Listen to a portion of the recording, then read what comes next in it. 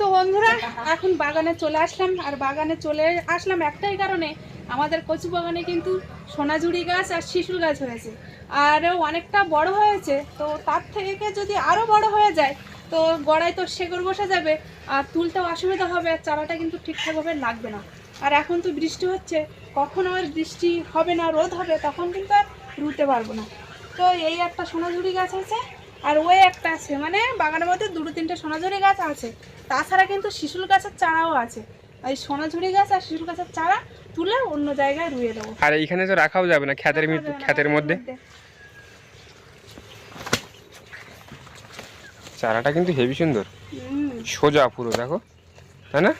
আমি ছোটবেলায় রোয়াটাই ঠিক আছে, বুঝলে, বেশি বড় হয়ে হ্যাঁ, গেলে কিন্তু মাটিটা ফাইন করে আটকে দাও।